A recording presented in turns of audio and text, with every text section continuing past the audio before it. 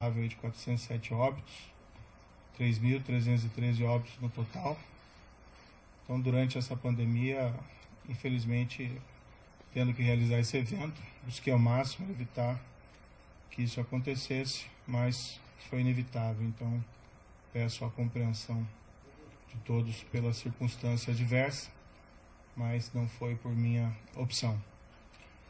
Antes de entrar no assunto específico, eu queria fazer só algumas reflexões gerais para poder justificar minhas decisões. Antes de assumir o cargo de Ministro da Justiça e Segurança Pública, eu fui juiz federal por 22 anos, tive diversos casos criminais relevantes e desde 2014, em particular, nós tivemos a Operação Lava Jato, que mudou o patamar de combate à corrupção no país.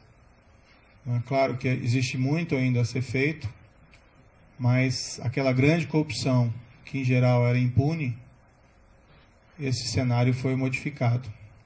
Isso foi um trabalho do Judiciário, do Ministério Público, de outros órgãos e na parte da investigação, principalmente aí da Polícia Federal.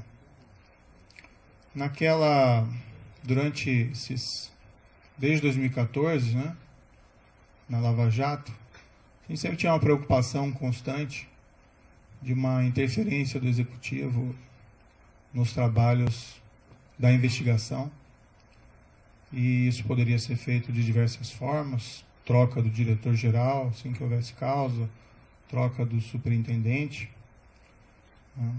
Tivemos, no início da Lava Jato, o superintendente Rosalvo Ferreira, que convidei aqui para o Ministério, fazendo um grande trabalho. Depois, sucedido pelo superintendente Valeixo, também nomeado diretor-geral da Polícia Federal, fazendo também um grande trabalho. Houve essa substituição na época foi pela aposentadoria do Dr. Rosalvo.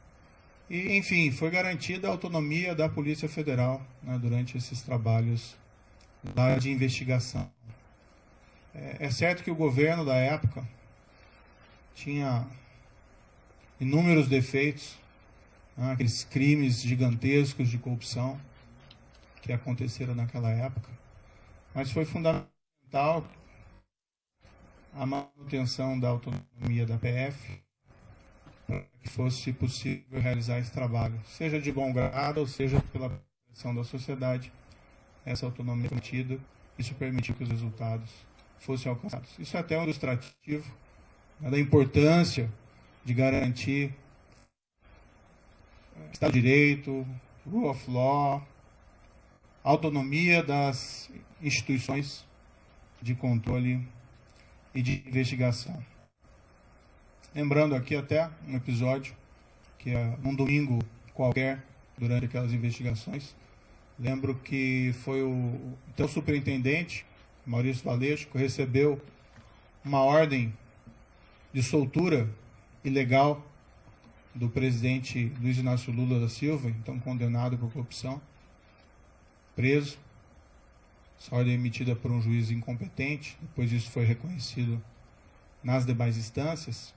Foi graças à autonomia dele e ao sentimento da necessidade de cumprimento do dever que ele comunicou às autoridades judiciárias e foi possível rever essa ordem de prisão ilegal antes que ela fosse executada, a demonstrar o empenho dessas autoridades e da importância da autonomia das organizações de controle.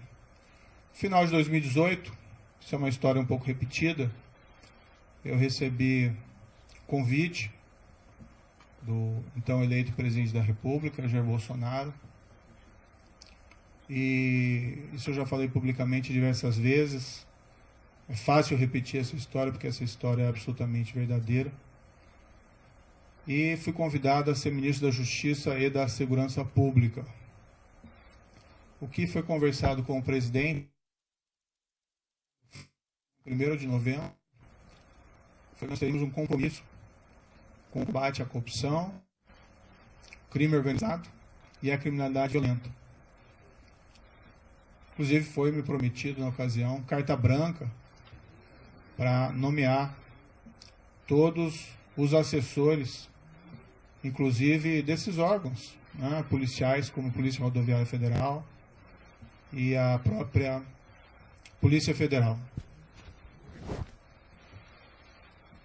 Na ocasião, né, até aproveitando aqui um breve parênteses para desmistificar um dado, foi divulgado equivocadamente por algumas pessoas que eu teria estabelecido como condição para assumir o Ministério da Justiça uma nomeação ao Supremo Tribunal Federal. Nunca houve essa condição. Até porque seria algo de aceitar um cargo de ministro da Justiça pensando em outro. Isso não é da minha natureza. Eu realmente assumi esse cargo, fui criticado, entendo essas críticas, mas a ideia era realmente buscar, num nível de formulador de políticas públicas aqui, numa alta posição do Executivo, de aprofundar o combate à corrupção e levar, né, esse maior efetividade em relação também à criminalidade violenta e ao crime organizado. Tem uma única condição que eu coloquei, não ia revelar, mas agora isso acho que não faz mais sentido manter o segredo.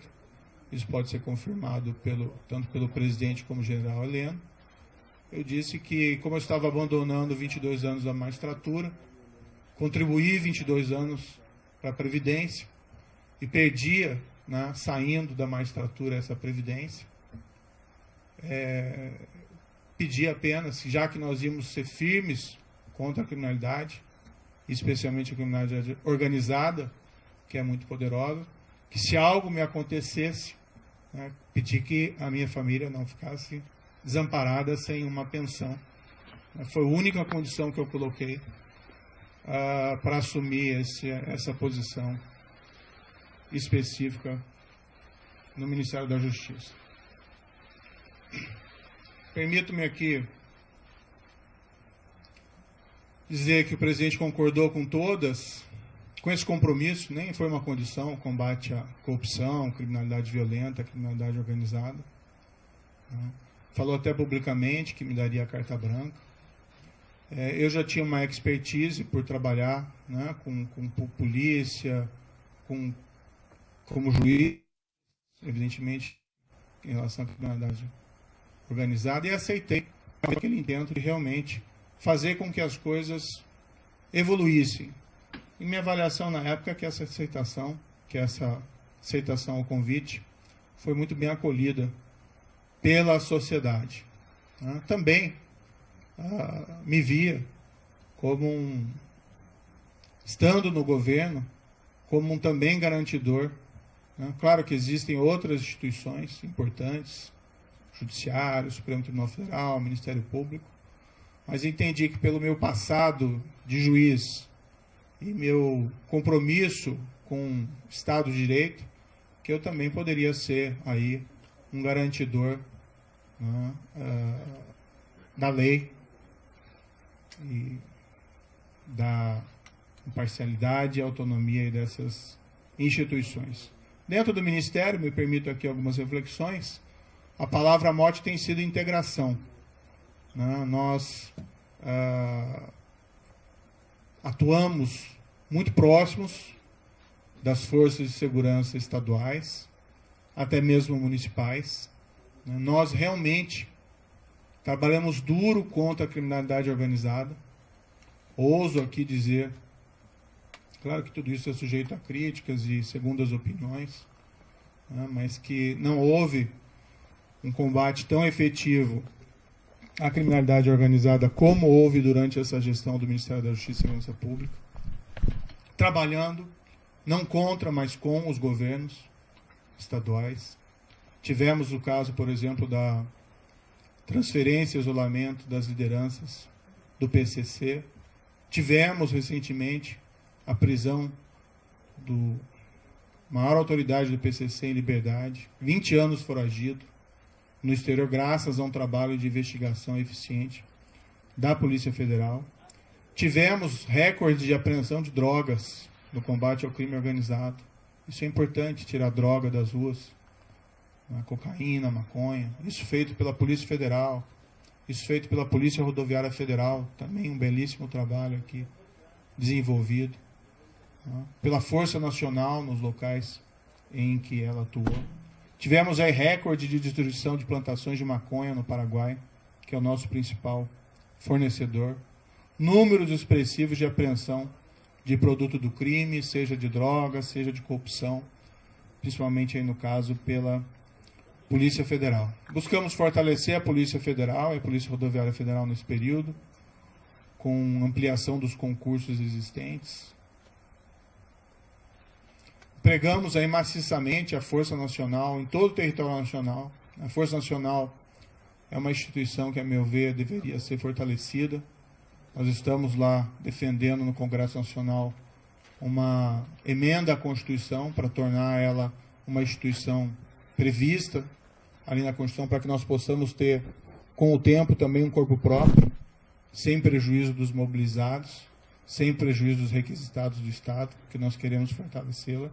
Ela tem sido muito demandada e às vezes nós sentimos que nós não temos aí a perna suficiente. E ela atendeu diversas emergências de segurança pública nesse período, lá no Ceará, por mais de uma vez, espalhadas aí em terras indígenas, enfim, no nosso projeto Em Frente Brasil.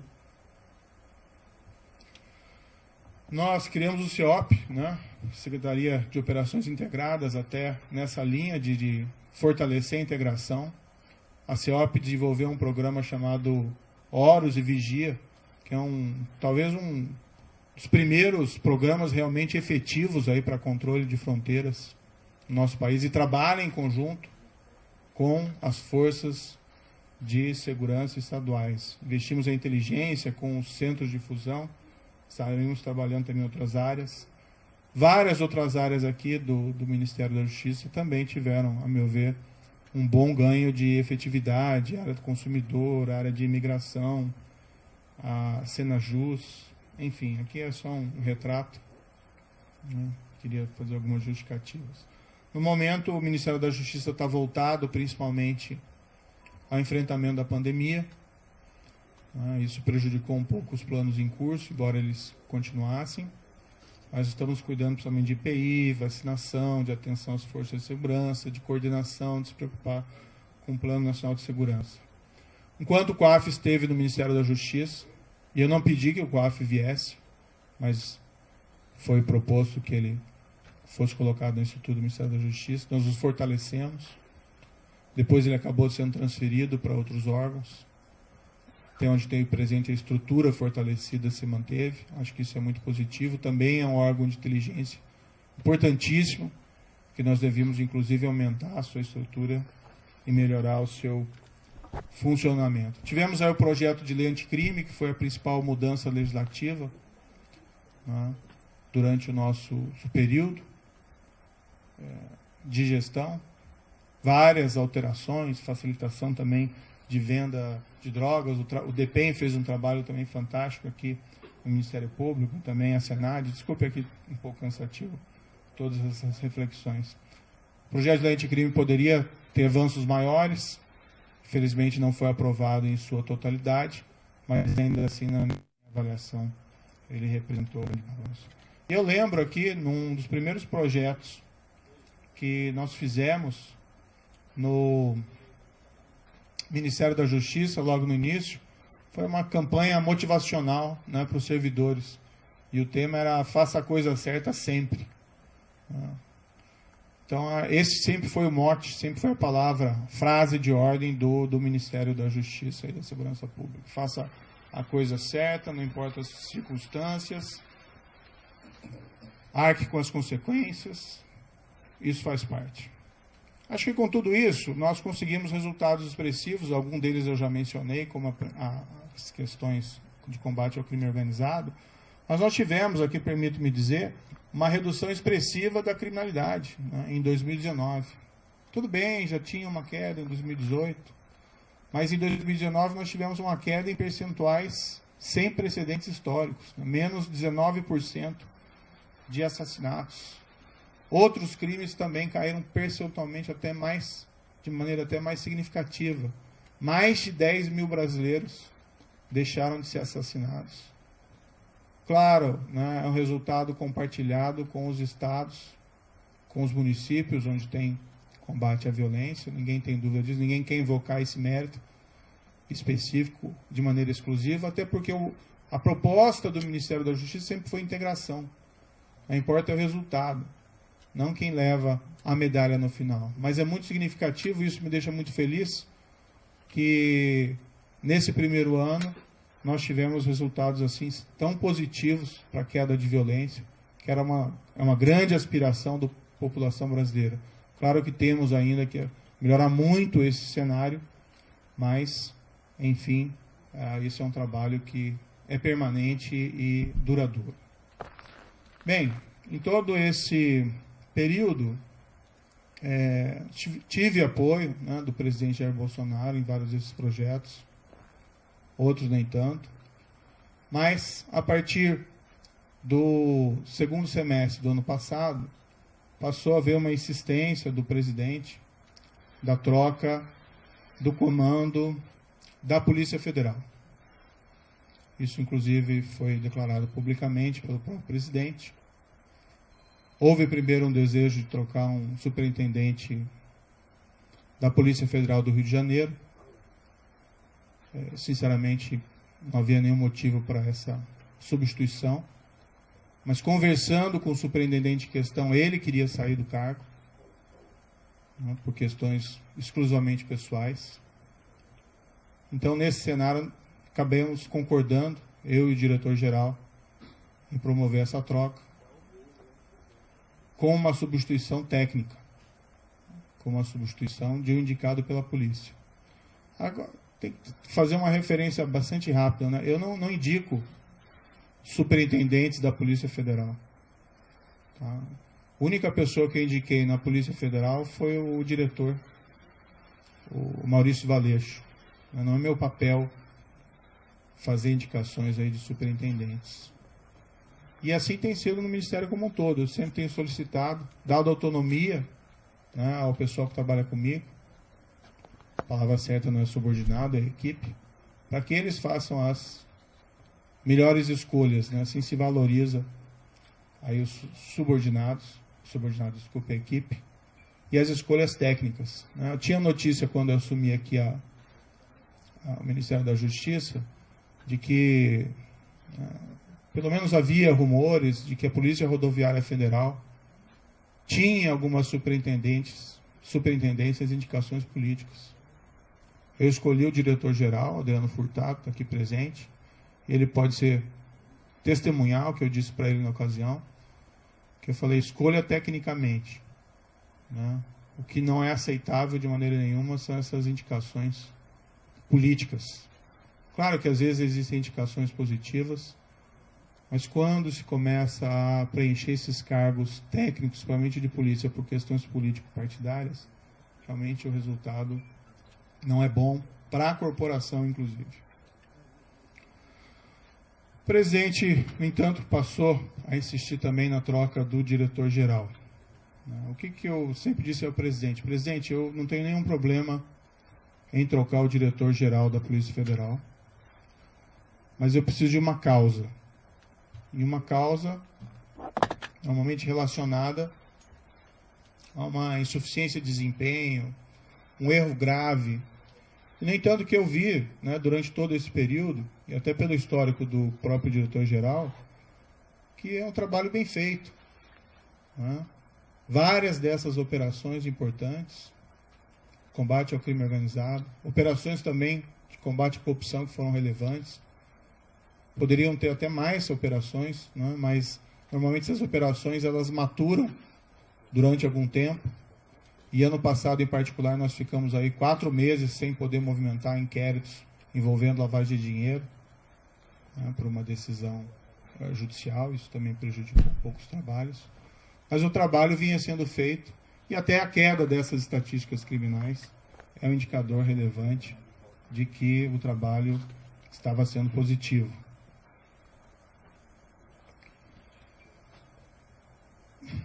não é uma questão do nome, né? Tem outros bons nomes para assumir o cargo de diretor da Polícia Federal, né? Há outros delegados igualmente competentes. O grande problema de realizar essa troca, primeiro, haveria uma violação de uma promessa que me foi feita inicialmente, que eu teria carta branca. Em segundo lugar, não haveria uma causa para essa substituição. E estaria claro que estaria havendo ali uma interferência política na Polícia Federal, o que gera um abalo na credibilidade. Não minha, mas minha também, mas também do governo, desse compromisso maior que nós temos que ter com a lei, com o rule of law, e ia ter impacto também, na minha opinião, na própria efetividade da Polícia Federal. Ia gerar uma desorganização. Não aconteceu durante a Lava Jato, a despeito de todos os problemas de corrupção dos governos anteriores.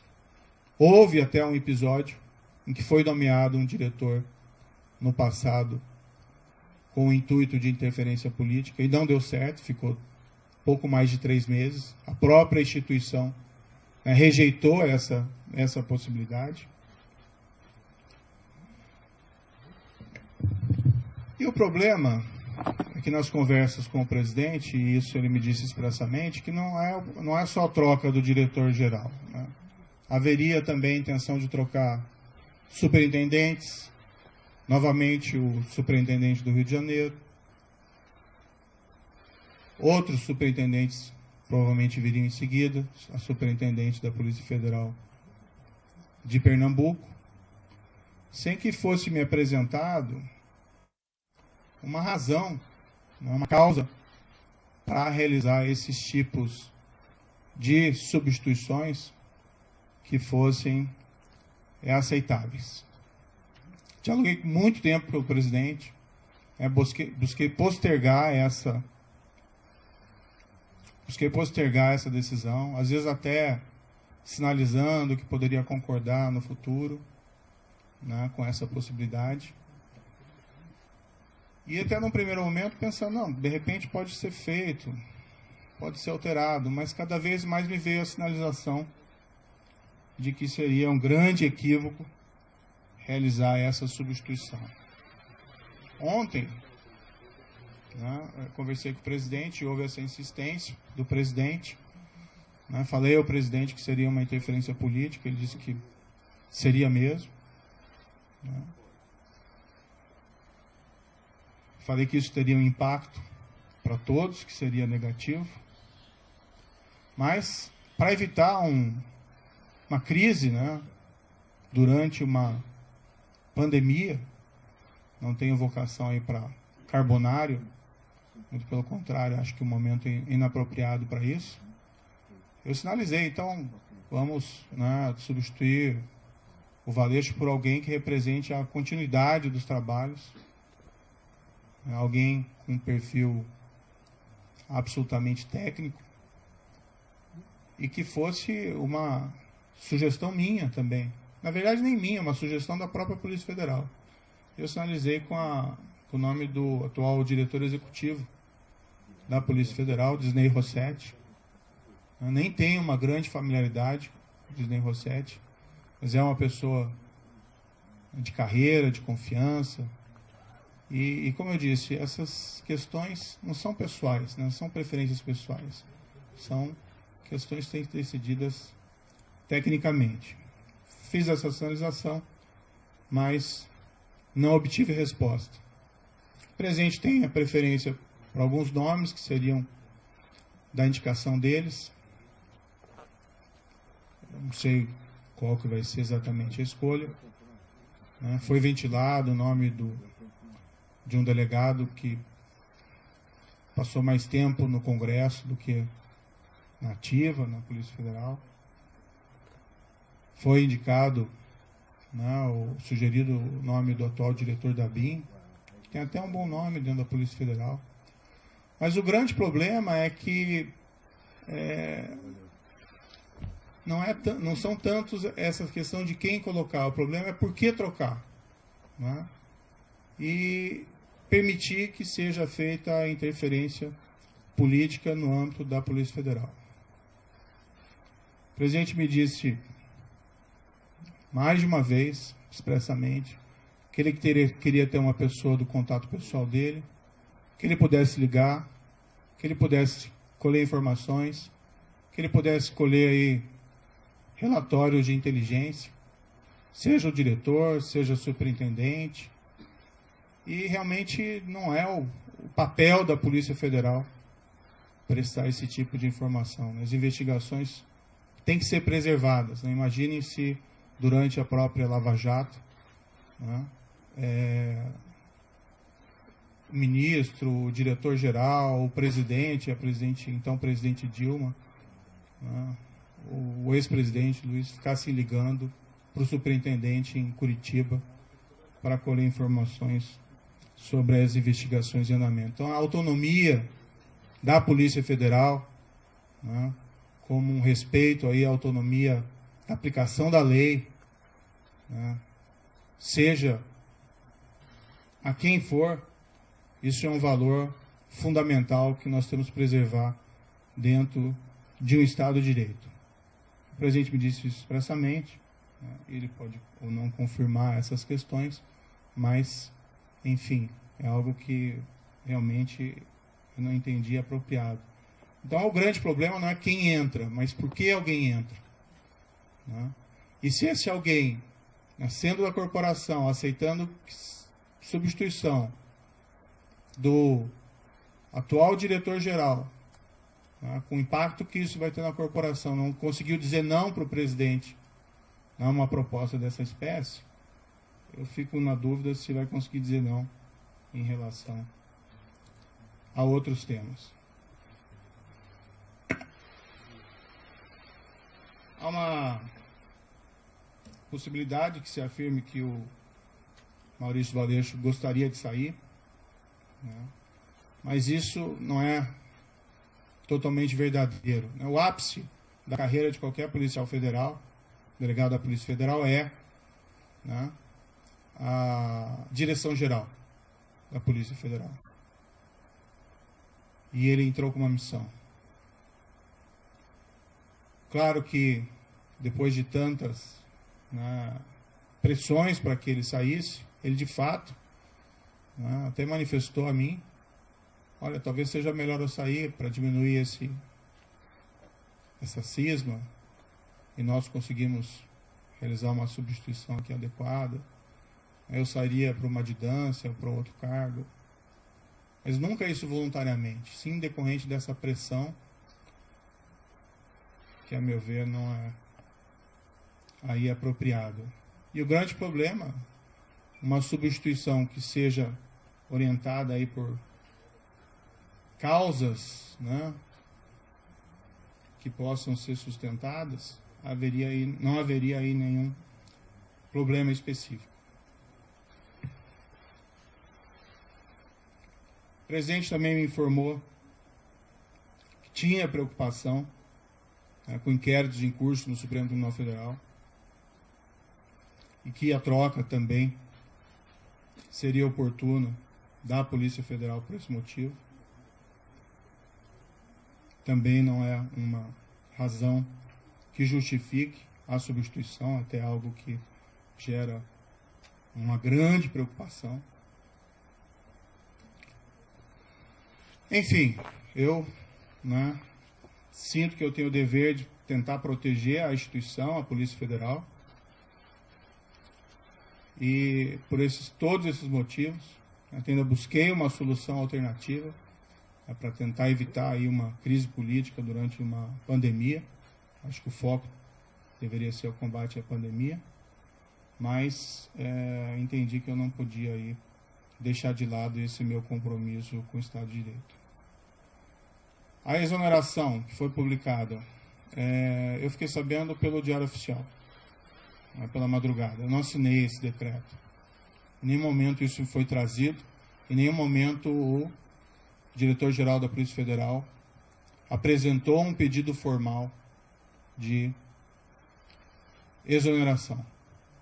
Depois ele me comunicou que ontem à noite, recebeu uma ligação dizendo que ia sair exoneração a pedido, e se ele concordava, né? Ele disse, como é que eu vou concordar com alguma coisa? Eu vou fazer o quê, né? Se ele já está sujeito à exoneração a pedido ou à exoneração ex officio. Mas o fato é que não existe nenhum pedido que foi feito de maneira formal. Eu, sinceramente, fui surpreendido. Achei que isso foi ofensivo. Vi que depois a SECOM afirmou que houve essa exoneração a pedido, mas isso, de fato, não é verdadeiro. Para mim, esse último ato também é uma sinalização de que o presidente me quer realmente fora do cargo, não me quer presente aqui dentro do cargo, porque essa precipitação na realização da exoneração não vejo aí muita justificativa. Eu tenho até outras divergências, tive outras divergências com o presidente federal, com o presidente da República durante essa permanência aqui. Tive muitas convergências, recebi apoio do presidente em diversas ocasiões importantes, assim como dei apoio ao presidente da República em várias circunstâncias. Tive pontuais divergências, mas eu acho que como ministro, eu estou numa relação que eu tenho que preservar também a questão da hierarquia. Mas não vou aqui falar dessas outras divergências, isso fica para uma outra ocasião. De todo modo, meu entendimento foi que eu não tinha como aceitar essa substituição. Há uma questão envolvida também da minha biografia como juiz, de respeito à lei, ao Estado de Direito, à impessoalidade, no trato das coisas do governo. E eu vivenciei isso durante a Lava Jato. Seria ali um tiro da Lava Jato se houvesse substituição de delegados, superintendentes naquela ocasião. Então eu não me senti confortável. Tenho que preservar a minha biografia, mas acima de tudo eu tenho que preservar o compromisso, que foi o compromisso que eu assumi inicialmente com o próprio presidente, que nós seríamos aí firmes no combate à corrupção, crime organizado e criminalidade violenta. E um pressuposto necessário para isso é que nós temos que garantir aí o respeito à lei, a própria autonomia da Polícia Federal contra interferências políticas. Certo, o presidente indica, ele tem essa competência, ele indica o diretor-geral, mas ele assumiu um compromisso comigo inicial de que seria uma escolha técnica, que eu faria essa escolha, e o trabalho vem sendo realizado.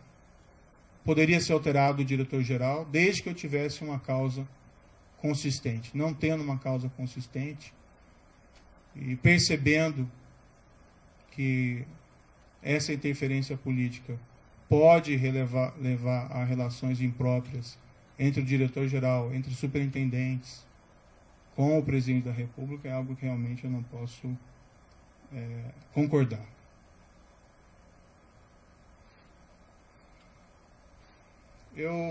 Um pouco sobre o futuro, De todo modo, eu agradeço ao presidente da República a nomeação que me foi feita lá atrás. Acho que nós tínhamos um compromisso e eu fui fiel a esse compromisso.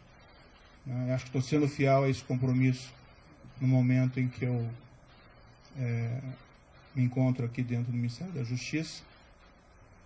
No futuro, eu vou começar a empacotar minhas coisas e vou providenciar aqui o meu encaminhamento da minha carta de demissão. Eu, infelizmente, não tenho como persistir com o compromisso que assumi, sem que eu tenha condições de trabalho, sem que eu tenha condições de preservar a autonomia da Polícia Federal para realizar os seus trabalhos, ou sendo forçado a sinalizar uma concordância com uma interferência política na Polícia Federal, cujos resultados são imprevisíveis. Espero que, independente da minha saída, seja feita a escolha